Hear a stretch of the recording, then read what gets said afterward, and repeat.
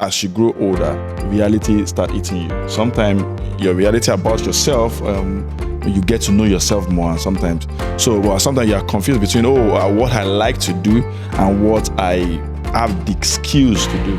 Okay, if I tell you that I had the clarity and my twins, I'll be lying. I translated that into my career too. I may not know what I want to do, but I should know what I don't want to do. So I started from that. That was the base I started with. I didn't want to do bank because it was a big thing then. Every young person as well as school wanted to be a banker because that was the biggest place around. So is that you get into oil and gas or banking? Clearly, as at that time, telecoms.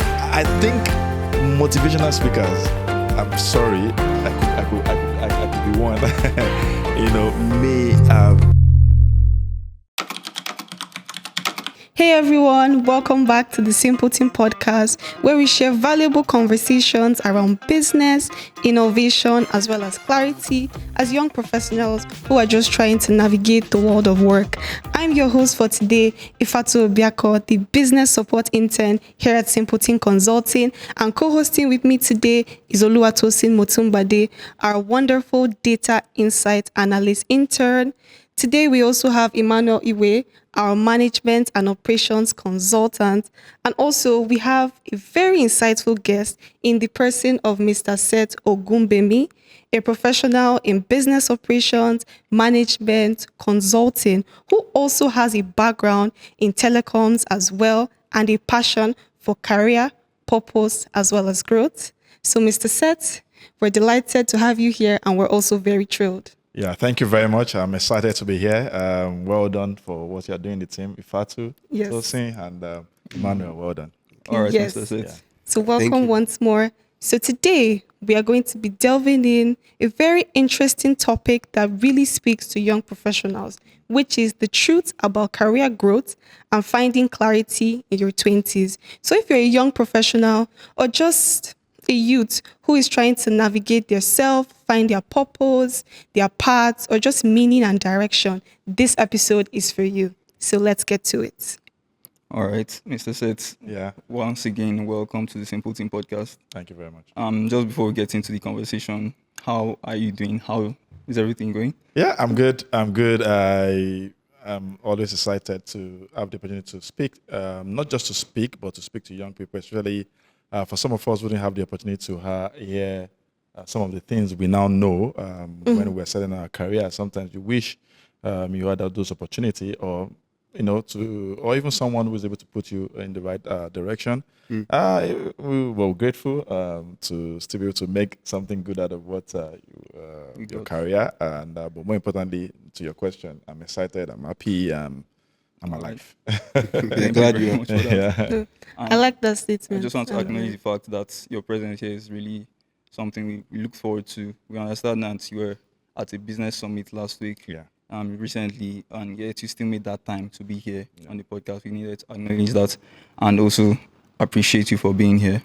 Yeah, so as Ifeatu said, the topic for today is finding clarity in your 20s. So when you hear that word clarity, what comes to mind first?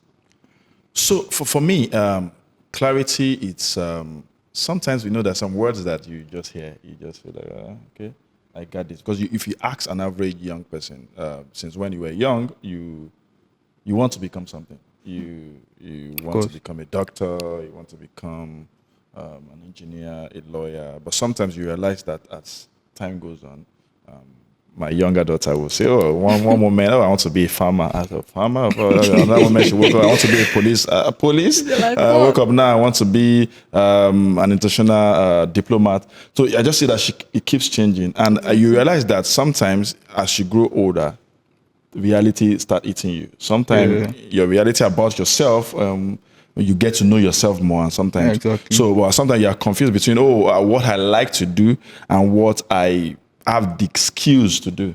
And so sometimes you can begin to have those foggy moments in your career where you're not sure where you want to do. But clarity is very important because you might be going a direction for a long time, but you're going the wrong way. I just realized that. So you see a lot of people maybe in their 30s or 40s are now trying to transition into what gives them maybe happiness or fulfillment, or as the case may be.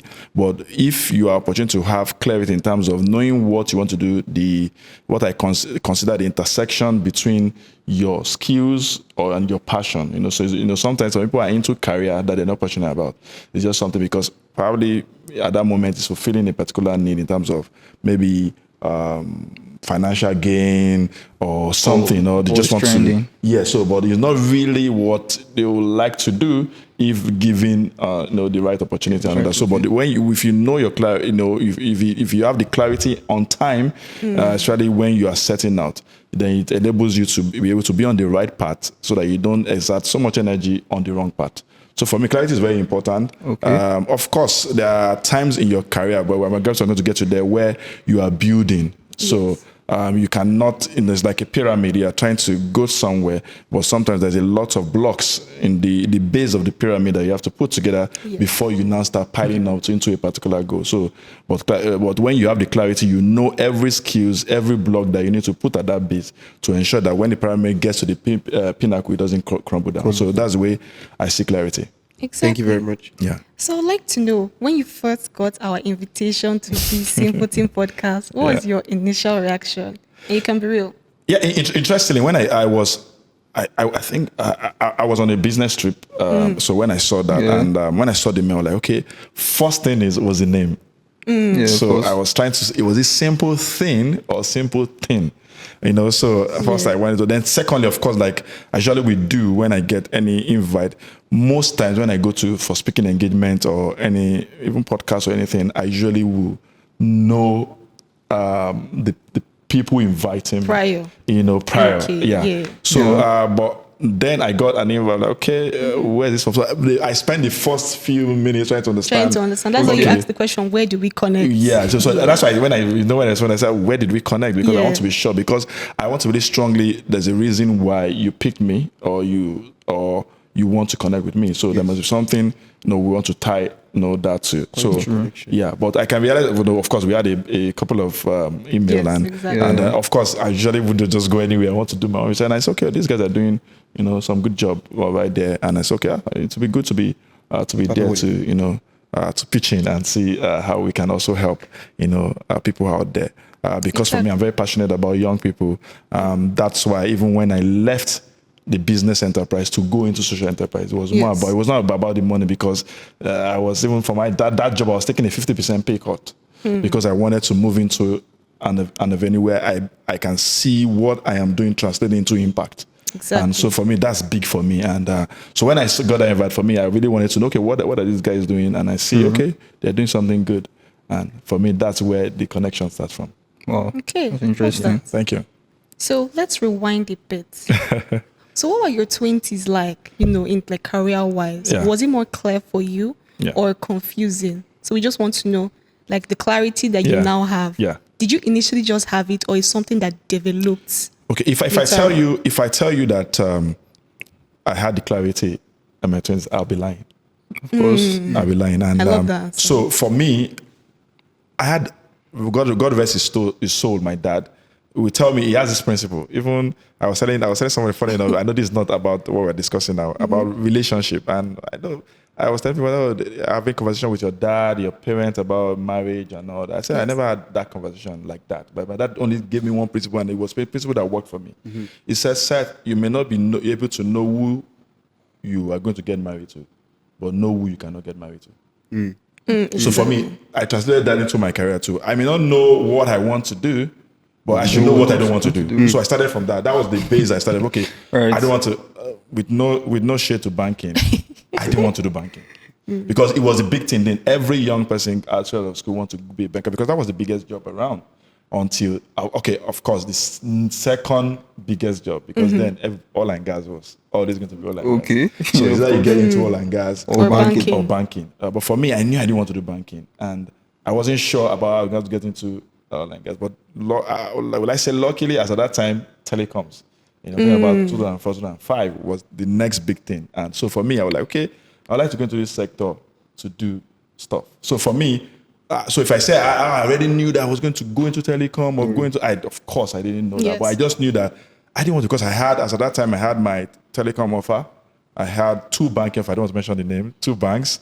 And for me, I just knew that I didn't want to do this. So I did, but You're not passionate about so it. I wasn't passionate about it because, of course, because of the kind of mindset then, you're going to be a marketer, you're going to be chasing targets and all that all your life, I just felt like, no, that's not for me. I'm more about, I want to see what I do translate into human being. So I realized I connect more.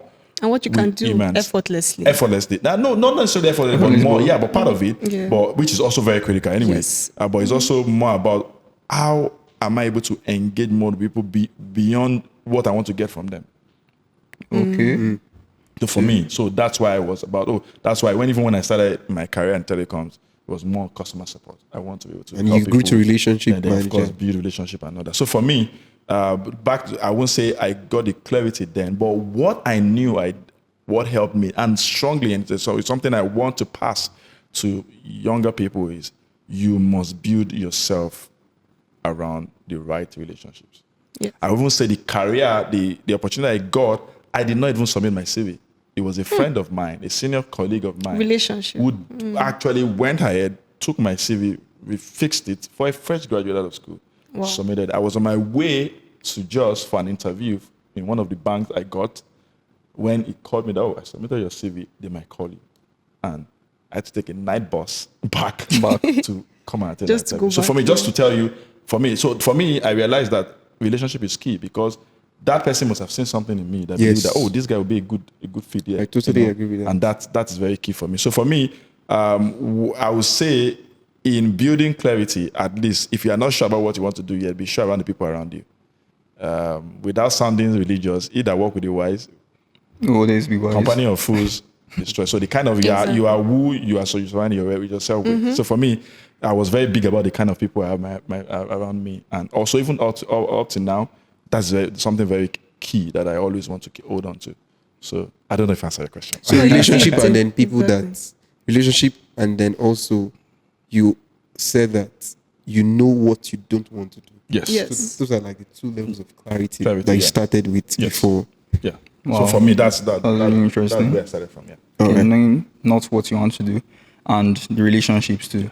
Okay, that's really important. So that's basically what got you into telecoms. Telecom, yeah. You know, you didn't want to go into banking, Yeah, I didn't want to. not oil and gas, but telecoms. So I wouldn't mind oil and gas. But I didn't want banking. No banking. all right, Yeah. all right, okay. So we understand that. Okay, we worked with Glow and for quite a number of years. Yes. So how was that like? How was the telecoms industry like back then? So it was quite interesting. I don't know about now because if somebody may be watching and say, "Are you sure is this thing interesting?" I don't know. But doing that because I got in telecom 2005. Wow. Yeah, telecom in Nigeria then was still about 3 years thereabout because I think the MTN and Econet came in 2001. I remember vividly. Globalcom came with the per second bill in 2003. So a year plus after that, people like us came in because Globalcom started August. I came in much earlier than that in 2005. So for us, it was more about, the excitement was there. First, there's a new sector in town where everybody's trying to, so there's a space to learn. And there's something that was, I think, I don't know if they still do now, and I think most organizations don't do it. And it's something I think we should consider. But of course, we have replaced that with internship and volunteering. Yes. What they used to have then is called MT, management trainee. So where you come in, everybody comes into the organization. Of course, you have to have 2-1 or first class. That was the basic requirement. Criteria. Then, so you come in, they train you for about a month. Then they put you through, you do like a round of all the departments. So because what they're trying to do is to first understand the organization, and then in your 2 weeks in engagement with all the departments, you can have an idea of what you really, really, really, really want to do. Because so of the they just rotation. want to put you in a place where you just feel they feel they need you, they just put them there and you struggle. And sometimes some people, and it's very important for people, starting up their career, sometimes you are not as bad as the position you are put in make you feel.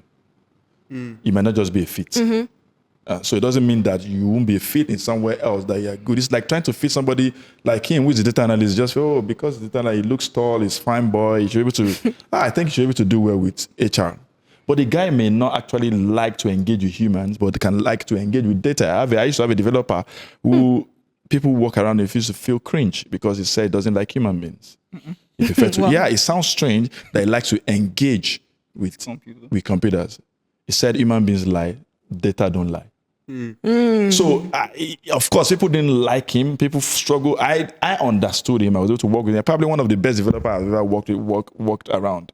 But of course, you know that will affect other areas of your life. Because, for example, you may struggle with your marriage because marriage is not computer. You have to deal with human beings. You have to communicate. So, but he understood where his strength lies and what he likes to do. So, if I'm saying, for me, when I got in there, we did then, and from there we went into, and I was able to, I will appreciate Obiako for something. I was able to work in different departments, and for me, from there I realized that I was more big on relationship. That's where my operations, relationship management skills actually started from.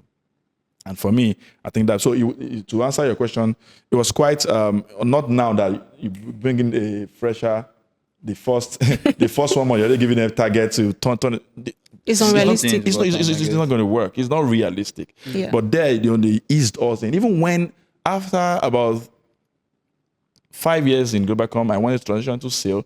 I didn't want to do that, but my boss saw me and said, you're going to be a good salesman. Something that I know about you is that you know how to engage people and you like to want to solve problems. Yeah. And I don't know, I can't do sales. I don't want to do sales. Probably one of the reasons why I didn't want to go into marketing and banking then. So, but the guy said, you can, don't worry, come in, I'll ease you in. I'm not going to give you any target.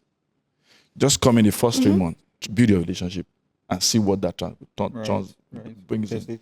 And before I knew it, in the first that same 3 months, imagine if you had given me a target, it would have crippled me because I'm trying to learn my feet. Yeah. And it leads me to a story, pardon me to say this, and I think it might be helpful. Even in target setting, and this speaks to the business owner, you have to, there's something I came up with. There's something I call the white elephant project when it comes to targeting. So let me tell you something. Ifeatu, if I tell you that I want you to hunt me an elephant and bring it to this hall, it's a tough job, right? It is. But is it doable? It's possible. It's doable. Why is it doable? Because elephants exist. Like they exist, yeah. But if I say I want to bring me a white elephant, have you seen a white elephant before? Never. So what do? What would be your response? You are likely going to go like, you might just say out of, I'll try. But you know you're not going to do it. So you're not going to put in your best possible effort. Yes. Yeah. But if you know, so in target, when you give target that seems big but doable. Exactly. So because what you do is that if you give something that is not doable, the person goes into paralysis and not go, okay, I'm not bother not to try because there's no way I'm going to win anyway. So what that staff start doing is start planning his exit. They say, okay, these people just want to kill me, so I try looking for something else to do. But if you know there's something that is doable, even though it's difficult, you might want to give it a shot. Yeah. So for me, he eased me into that sales, and I was able to get, before I know it, I was turning in numbers before I left, but I was able to bring in numbers. And of course, at a point, you have to get into it because the higher you go, But that process helped me. The boy wouldn't feel, I use the word boy because I was in my 20s there, and the boy wouldn't see himself as a salesperson, a business development person. Suddenly realized that he was bringing in deals. Wow. I have a question for you. Yeah. So, off the back of what you just said, do you think that it is necessary for a firm or companies nowadays, a standard firm, to have trainings for people? I mean, this is going back to what we first started our conversation. So do you think it's necessary that a firm should have training before those expectations and everything? Okay, so permit me, are we saying this to every new recruit or entry level? No, entry level. For entry level, yes. Because unfortunately, I hope I will not be cascaded for especially the public schools, universities. I struggle with the education, the curriculum in terms of, and that's why you can see recently there's a news where China just converted 600 universities into polytechnics to focus on skills. China, you can Google it, it's there. Wow. So it just did that. It was part of the things we discussed at the summit. I was on when you reached out to me, and for me, because they want to focus more, because with universities, there's this curriculum. And sometimes you just want to the lecturer just want to come and take the bus and finish, write the exam, everybody goes. But so the graduate finishes and not able to translate. How many of you were actually taught, or except now, that has changed, especially those of you who had the opportunity to go to private school. I don't know if you are here, where you already know how to use your computers before you leave. But during that time, everybody just want to teach you. You go, but you're going to work with computers, but you don't know anything about computers. So most of us had to go to night browsing, just figure out what you can do, or go, if you're lucky, go to a particular cafe and just try to learn. Yeah. So I'm trying. 2 years ago, they sent me in the space of 1 year at different batches. They sent me 10 to my company, 10 core members to absorb at different times. And I realized that out of 10, only one of them could use a computer.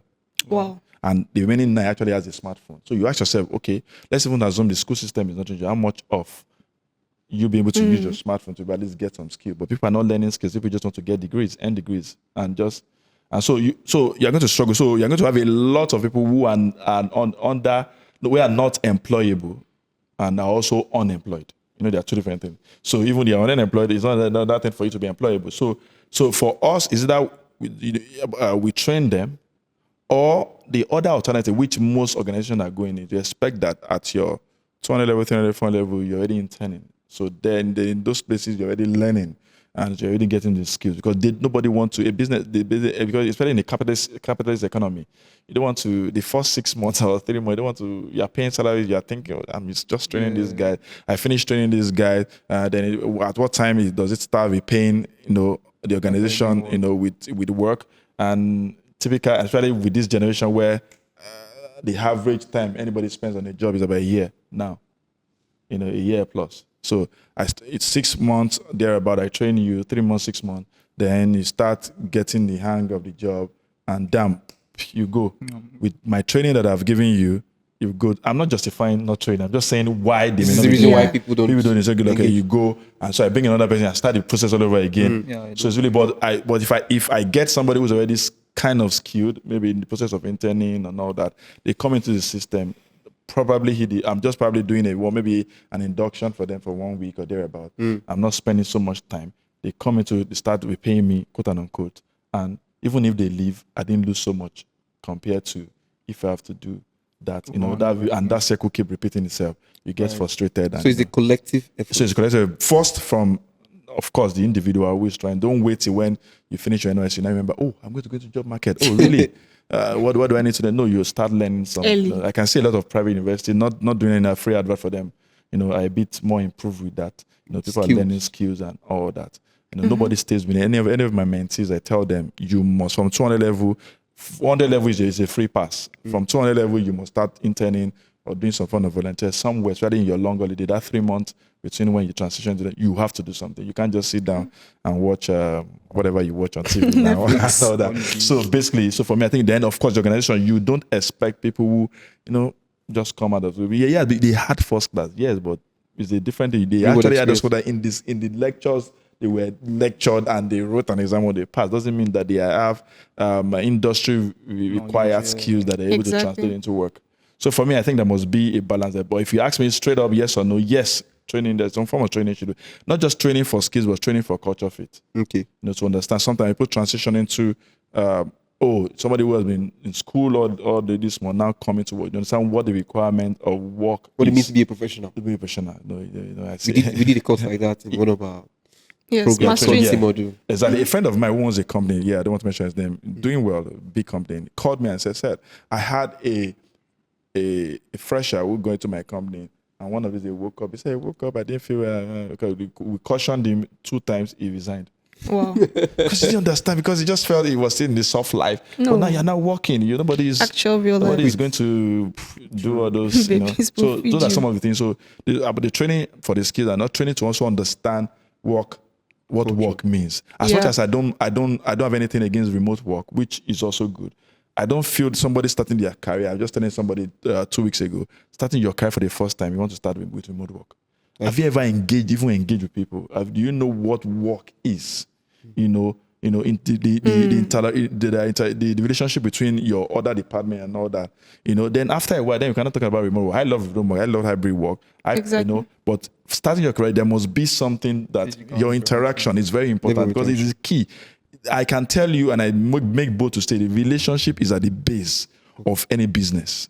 Whether you're in HR, whether you're the CEO, you're the CEO, there must be relationship. Your network, your net worth. There's no two way about it. Okay, I have one question for you. Yeah. So in operations, before you go to in operations, all through your career, and I'm not trying to focus on any particular one. Operations generally, are they like hacks, or there's one hack that you usually utilize to ensure that if you set a project or a goal or a deliverable or anything, something that you know that you always relate to or you always utilize to help you succeed or to help that goal be what you want to be? Is there one thing that really helps you do that easily? I'm actually smiling because, interestingly, on my flight to the business summit, somebody posted something. I think one of my connects, but is outside the country, and I think she's Russian. I can't remember about the 90-day arc for operations people, something like that. And 90-day arc. Yeah. Okay. So and I added something to what she posted, and of course everybody was like, "Well done." So what that is. So for me, any operations person must know three things. Okay. Those three things must be in sync for you to be successful. Okay. People, policy, process. People, policy, process. Now, a lot of organizations feel, let's just throw in more policies. Maybe there's policy for dressing, policy for this. It's good. Policy for computer use, policy for this, policy for work, policy for whatever is good. But people will still make the policy fail or not. Processes could be systems, could be ERMs, could be whatever, that you want to set in place. I've worked in an organization where people come and say, we're using a particular ERP. It's not working, it's bad. Why? Because the people are resisting the change that the system is bringing. So for you as an operations person, your main work, and that's where your 90-day window, especially the first 30 days, is to ensure that you tie down the people. When I mean, tie down, not me, as in you got it locked down. You understand your people, you understand their strengths, their weaknesses. Then you now, from understanding why they are not being effective, you now look for systems. Either it could be or procedures, same kind of procedure that you can use to help them be effective at what they do. It could be apps, it could be platform, whatever it is that you have. But however, you must set the policies on how those people interact with those systems. Exactly. Or else I can use a system that is supposed to meant to help me be effective and use it as an excuse to not deliver. It's possible. I've seen things. There's a hierarchy in what you're saying. Yeah, there's an hierarchy, but the people. That's why you can see, and I like that also. Funny enough, people when Globacom first came, their first cash flow before they went to glow with pride, before they now went to rule your world and all that. Yeah. People didn't get I still didn't even understand why they changed that. They should have said people, power, possibilities. Wow. 3 P's. Okay, so that was your first slogan. That was the first slogan. People, Globacom, people, power, possibilities. People, if you write the right people, if you empower them, your possibilities that they're going to bring out are limitless.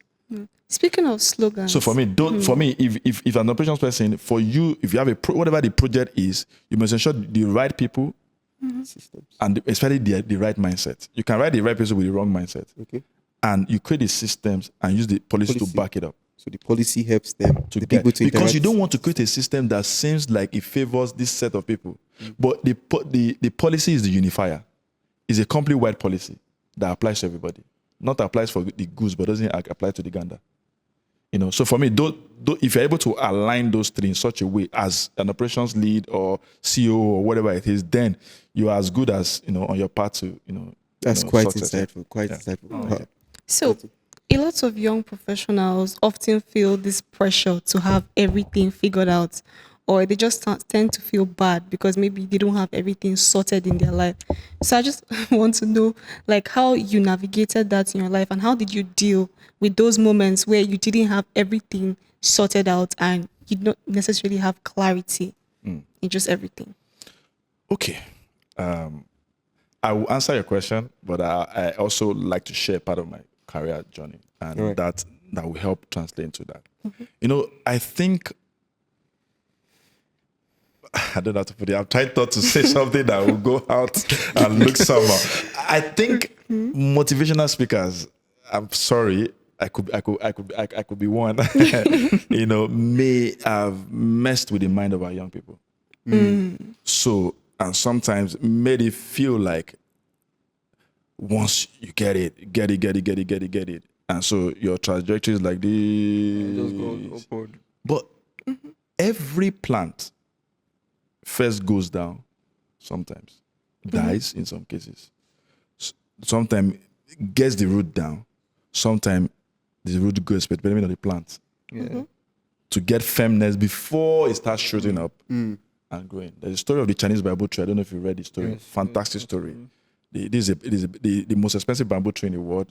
But the story, anybody farming Chinese bamboo tree knows that is not, you are not in for the short haul. You are in for the long Very haul. long period of time. Because the first year, the second year, the third year, the Nothing tree does comes out not of the show, ground. nothing comes out of the ground. But what it's doing is getting the roots solidified. So sometimes the same way with your career, sometimes in the process of when you're starting up, you're trying to find yourself. You're trying to find where you fit in. You're trying to find where, that's where you call clarity. You're trying to see, okay, this is where I think I have my strength and I want to go. So at that moment, there's going to be a lot of fallout. When I mean fallout, it means that things not going your way. Yes. You know, so you must be able to see that it's also part of the journey. I'll give you an example of my career as I was saying. After Globalcom, I got tired. 12 years. I felt okay, I needed to do something different. Okay, so but because I didn't have clarity of what I want to do, I was just tired. I was more concerned about, I just want change. Any change will fit, you know? So not shades to where I moved on to there, but I felt, while I also learned from them, because I think in running my business, that organization made me know so much on what I should never have done. Because I see, you know, I don't want to say some things here that shouldn't have been done, but also that organization also gave me the platform to engage outside the country. So it's a win-win. But I could have looked at that as, because of the relationship with this person, that place was a mistake. It's not so. But it was a deep, somewhat relationship-wise in my career. But it was also a plus in things I need to have learned. I couldn't have learned if I had remained where I was, because I was at the trajectory where you were more like a star boy in your department. You were a manager, a team lead. You are doing well, so all you just need to do is to ensure that your team members are doing their job, you are turning out your result, you are good. But there's more out there that I needed to do. So for me, that move because, that's why I said I didn't share the story. I moved not because I knew what I wanted to do. I moved because I was tired of what I was doing. You wanted But a new also, experience. and because of that, because there was no clarity in that movement, as it were, it was more like, a culture shock. You know, and you are now struggling. Not struggling in performance, struggling in Trying to accepting fitting, accepting this place that, this is what I can do. So you're beginning to think that, that's the first time in my career that I woke up at one morning and said, I have to resign. Because I was virtually losing my peace. But what I did in the next day was, okay, now what does Seth want to do? So for the first time in 13 years of my 21-year career, I actually sat down to say, okay, what does Seth want to do? So for me, I ensured that my next move had nothing to do with money, had nothing to do with, I just want a job. Has something to do with what translates into what makes me more at home fulfilled, which is where the purpose comes in. That's at that moment was the first time I had clarity, and that was when I started moving from business enterprise to social enterprise. So because I now know, okay, what makes Seth feel fulfilled is the kind of job I'm able to do that I can track the impact on the people, not just the staff. The people are maybe our beneficiaries, our consultant, whatever it is. Yes. I'm able to see that it gives me more pleasure. Of course, I'm going to live on money. I'm not going to pay. I'm going to pay my bills with money, but Yeah. I'm able to like get the best of it. I may not get as much as I would have gotten if that was the focus, but I'm getting augmentation in fulfillment from the purpose I'm fulfilling. So for me, that was the first time, I would say, in a long time in my career that I actually can say, okay, this is what I want to do, and this is this, or I'll wait till I get it.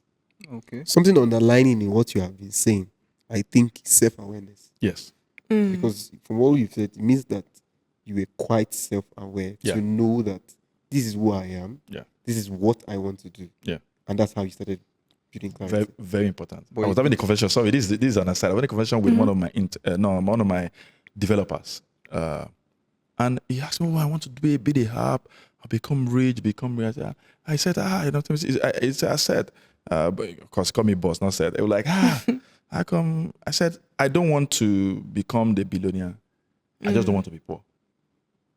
And it was like, what kind of ambition? I said, no, you're not getting my point. My point is, I want to be able to impact, but my core focus is not become a billionaire. Yes. Doesn't mean you cannot become but- in the process. Yeah, no, you get the of point. course, yeah. That's what you're focusing on. Messi didn't set out to become the richest footballer, or Ronaldo. They So set that out to be good at what they good do. footballer. Yes. And then, of course, it comes with it. You know, like I think it was TDJ's once said, he said, I don't want to be famous. I want to be effective. Fame is an output of effectiveness. Being If you're effective, there's no way you'll be famous.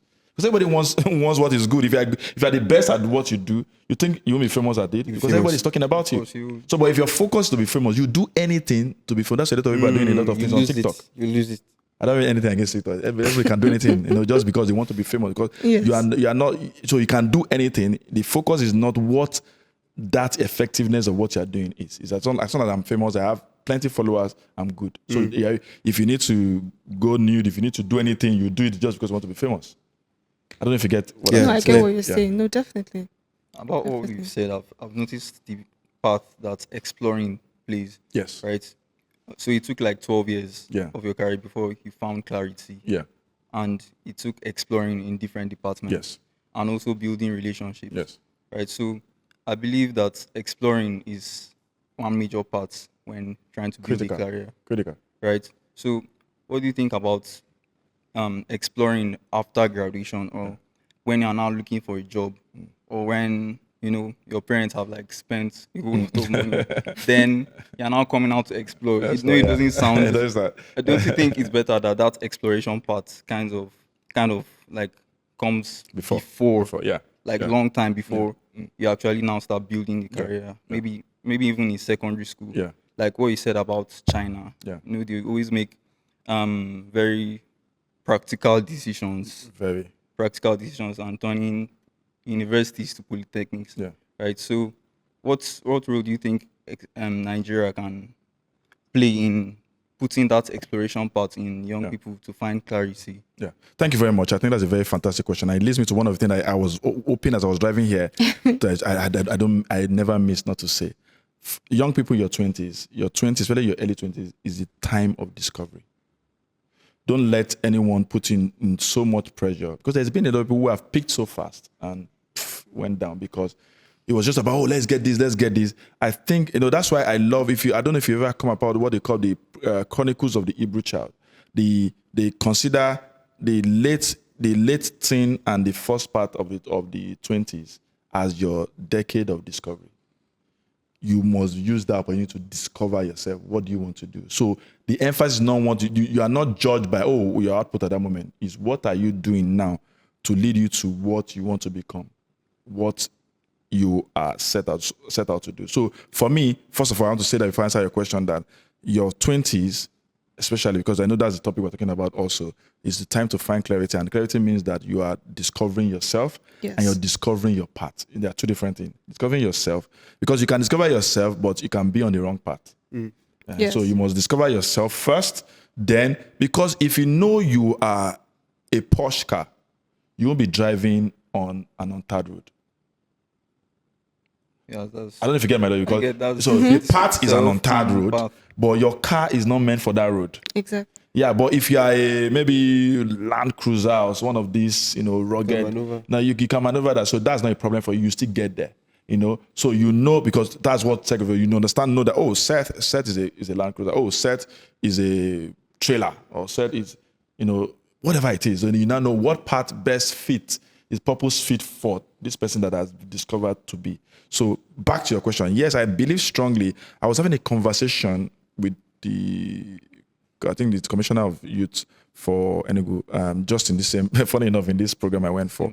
And we're talking about, after my panel session, and we have the conversation. And I said something. I said, I think it's our time the government bring back skills. And when I say skills, not just about basic technical TVESC in terms of maybe you're learning baking, you're learning, that's what I mean. Computer skills, digital skills, also skills. No, as a form of compulsory, maybe course or something. I don't call it course or something, maybe like an IT or something that you even do from maybe in your SS classes, then in your 100, 200 level. Don't wait till 400 level before somebody now saying is going for one whatever. I don't know, whatever it is, training. Then now, sometimes it may be too late because if you say the average age you wanted to, of course, some people are getting to university in 16 now. The average age of getting to university is 18. So if I want to wait, I'll be 22 by the time I'm done. I'm probably serve 23. Is that when I now want to start discovering? So by that time, you already know what you want to do and what you want. So, but if you have started in your secondary school, you already have an idea of some skills that comes good to you. Easily. Then what you are doing when you are getting to university is try to now look for where to intern, where to volunteer. That gives you free access to real life, opportunities to express those skills and develop them, where you can make mistakes for free. Your mistake is not a fatality. Is something that is part of the learning curve. So by the time you are finishing your university and you are finished and in fact you are now even focusing more on that in your 1 year. The government is paying you anyway for your 1 year service. You can now focus more that you're looking for organization, not just put everybody go and teach, everybody go and do this. So, you are delaying the time somebody is supposed to discover themselves and be able to add to the economy, in my opinion. So for me, that's where the government comes in to ensure that, I think I was in a meeting, in a call rather, where somebody was mentioning that with the Ministry of Education through the National Board for Technical Education are trying to do something around that. I hope, but I think they want to do it more in the technical school, not the general school for now. But I said, okay, even if they do that, it's a starting point. Let's see how that translates into. But I think that's what challenge. I remember in Global Community, we wanted to do a change our billing system. Permit me to end with this story, where they brought in the guy leading the Who Are We team, cannot speak one word of English. Wow. I'm not joking. This guy, the company had to employ a master's degree holder to be translating to a guy who never went to university, but the guy is good at the technical part of the job. Wow. And that's why he's leading the part of the team we're working, because the Global was trying to move a billing system then, But here, if I come to this podcast and speak my English and it's very bad, my English is not great, by the way. But let's say it's even worse than I have now. You probably think I'm not intelligent. Educated. So your ability to speak English is not a reflection of your intelligence. It's not a reflection of the skills you're able to do. I don't put anything against English. I'm just saying that we should focus more on what translates into an economy that is viable, rather than let's just tick the box and everybody go like, we have done something. And that's good to go. I think that's what you are saying. It cuts across board, both for parents, for the country, for the schools. Because in very developed world, I noticed that if a child goes through a very developed school, like in very developed world, you know what I mean? Yeah. They go through school. You can't compare them to a kid that went to school probably in. Yeah. And one of the things outside what they do is their curriculum. They have extracurricular activities, sports. They try many things. So that exploration that you said had started from a very, very young time. And they begin to observe what this child is good at. The child also begins to observe that I'm better at this. Yeah. And that way they develop and see many possibilities in children. Exactly. So the parents, the system, the child are now in sync. They are moving towards this. This is what this child want to do. And we believe that if this is so good at this very thing, easy. It can benefit us, the organization, the country, or the system, or the economy. Yeah. Everybody works well done. And I think again that once that is happening, a parent can know if this child, you don't have to go to university. You should go to this training school. Exactly. You should go to a pilot school. Exactly. Early. Enough. Yeah. Instead of everybody Yeah, because most times some of these parents want to live their life through their children. You must. That's That's a how they common want to one. determine the course you want to read. Yeah. Even the child is obviously saying that this is what I want to do. You say no, you have to do because do this. so that you know why? Because they also want to brag to their friend. Oh, I know my son, my first son is in this school. My first son is reading this. He's a lawyer. At the end of the day, the guy finishes frustrated and spending the first 10 years of his life, Still searching for women. searching And I women. feel that part also plays in the role of relationship building. Yeah. Because now your focus is not on making money, or there's not a lot of pressure. Exactly. on At doing that what to do. stage, At that You're not stage, trying to yes. build relationships. Exactly. Exactly. Actually, Exactly. spreading your wings. Look at the story of Important. Facebook, or the story of Microsoft. They all met in high school, Exactly. and they already from there they already know what they wanted to do, Clearly. and they were friends in the same school, being there. And So when they say dropout, don't Yeah. compare your dropout to their no, dropout. exactly. That's what it's They've about. known clarity has come to them. So when And we say when no, they say- this is the job, I said no. That's not were that. clear on what they wanted Clarity. to do. They know what they That's know the moving skills forward. they want, and so they focus their energy. They didn't drop out to become somebody. They that saw is, something bigger. That's actually for urgent 2K on social media. No, honestly, I love the responses so far, and I'm getting many things. You mentioned starting early on time, Yeah. and that 20s are like those early years for discovery. Discovery, yeah. And one thing you also mentioned that will lead to the last part of this session would be making mistakes early, and also having experiences like internships and volunteering. Because at Simpleton, we're always encouraged to fail as fast as possible, Yeah. so that you will learn more. Yeah. So, having said all this and just helping the young professionals know that they should explore, but also be self-aware and self-reflect, Yeah. and know what they want to do, and also start with what you don't want to do, because that can help you assess what you actually want to do. Yeah. So, on this note, I would like to ask you, Mr. Seth, what is one final takeaway that you can just give to the younger ones, those in their 20s, about career growth and clarity? Wow. Okay. I think first thing is it's very important that we know that life is no longer just a ladder. What I mean by that is that, finish nursery school, go to secondary school, go to university or polytechnic, do your master's, probably get married, get a job, get married, and all that. And so, because the truth is that life for different people, it goes in different paths. For some, it's horizontal. For some, they have to go, it may be lucky, it seems vertical. But at every stage of your life, there must be something that will knock you in a way. Okay, let me go what I'm saying. I used to say something, I used to use telecom to explain life. I said life is like postpaid or prepaid. Okay. No, what prepaid, usually we recharge for prepaid and you call. Then in postpaid, you call, then they send you a bill to pay. I said, so is that you pay now and play later, or play now and pay later? You must pay. So there must something. To know what you don't know will cost you.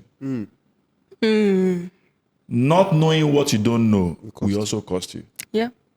So choose one. So you have to choose a cost. But which one should we choose? So I think to take the cost of trying to know what you don't know. Because the assumption to feel like, I don't know, maybe I can just walk my way around it. It's not going to work. Because life, for every class you miss, you're still going to take that class. You might not be failing at the biggest stage. Failing that course that you should have taken when you're in your 20s. Cost you more. That's why you see some of your politicians, they were failing. Why are they failing? Some of the classes they're supposed to take when they were in their 20s, they didn't take it. Now they are now on the Senate. So they are now, permit me, they are now senators, whatever it is. Yeah. They are now doing things they don't know what to do. You are fighting, you are doing those things. Because some of the things you could have done and learned from it, I know that, this is not how to behave, and decorum is required and all that. So for me, it's very important, first of all, this self-discovery. I keep saying this. Spend your time discovering yourself. Build relationships. I'm very key. There's a book called, I'm not doing advert for Dr. Randy, is Relationomics. One of my favorite books, Relationomics. And one of the things I've learned the most about that book is that life is your ability to translate your relationship into something that directly benefits you or somebody else, humanity. So you spend more time building relationship. I am very big on building relationship, trying to know people, not because I want to demand something from them, but your ability to knowing them can translate into an impact for them, for you, or for somebody or a community that's connected to both of you. So that's what it's for. So young people spend more time to learn And when I mean learn, I see a lot of young people. I don't have anything against social media. I am on social media myself. I promote my podcast on social media, my business on social media. But please spend time to learn, read, spend time to attend seminars or workshop or master classes. You can. Some of these things you will not get in the classroom. It's not possible because there's a slight disconnection between the classroom and the boardroom. So you must be able to. But it's your engagement with people who have been in the boardroom, who have been in conversation, to know where they made those mistakes. And mistakes, please, is part of life. Not everybody every Nigerian wants to become a CEO, want to own a company. I don't have a problem with you want to know your business, but please learn. I used to tell people that I went to train somewhere on behalf of MasterCard, and I was telling them, and they didn't. I said, and someone was saying, why am I saying that? I said, I used to be afraid of any business owner who have not worked anywhere before. Because You've not two things. served anywhere before. You've not served anywhere before. I personally, I may be wrong, and I don't mind being wrong. Because two things. What you learn from working for somebody or serving somebody is two things. First, you learn how to do and how not to do. And two is the easiest place for you to build relationship that can translate into somebody when you start your own. If you have not been a great follower, you can't be a great leader. It's not possible. So because a leader has to have an understanding of when I'm saying let's do this, because I've done before, I know what their initial mindset is of the people I'm telling to do that thing is. So I'm able to engage them better. But if I don't know, if I just feel like they should be able to do it now, they should do it because I have never done it. I just assume it's done. I was speaking to my developers yesterday, and they were saying, about one of the stakeholders in the project we're working at. The person doesn't seem to understand the work we are putting in coding and all that. And I said, I understand because I had worked for one of the biggest IT integration companies in the country. So I understand what developers, so when they go through, so I don't just say, we want this future, we want it in the next 2 days. It doesn't go to work. It's not a switch that you go and switch on and switch off and it comes on. You have to first of all come up with the logic behind it. You translate into code, whatever language you're coding, before it becomes what you are now seeing as an action that you click and answer happen. But somebody, behind everything that works, somebody is working. So you have to understand that. So for me, but if you have not done that, you just want to be a CEO, you work straight out of school, you want to be a CEO. I don't good, all the best, you'll be fine, but I just feel like at some point you will struggle. You'll become either a successful bad boss. It's possible. I don't know if I answered your question. No, most definitely. Thank you. You really answered. You touched on everything, actually. This even feels like the masterclass that, people should go into. But what I'm just getting from this, and my biggest takeaway for young professionals is start early. Don't wait until you feel is the right time to start. You can actually start right now by investing in yourself, trying to gain different experiences, explore like we've covered today, and also reflect within yourself because no one knows you better than yourself. And just keep it going. It's okay to make mistakes, but just don't live in the mistake. Make sure to come out from it.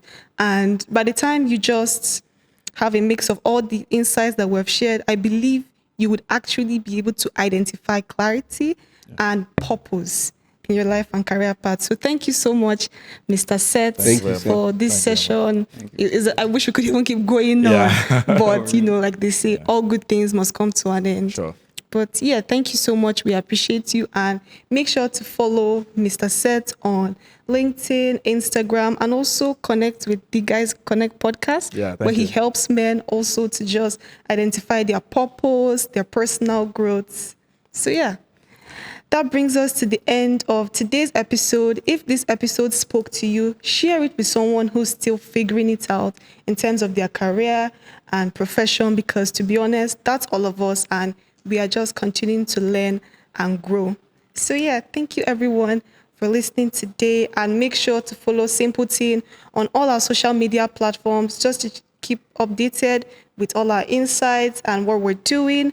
And also make sure to subscribe, like, comment, and share this again. So thank you for listening, and see you next time, everyone.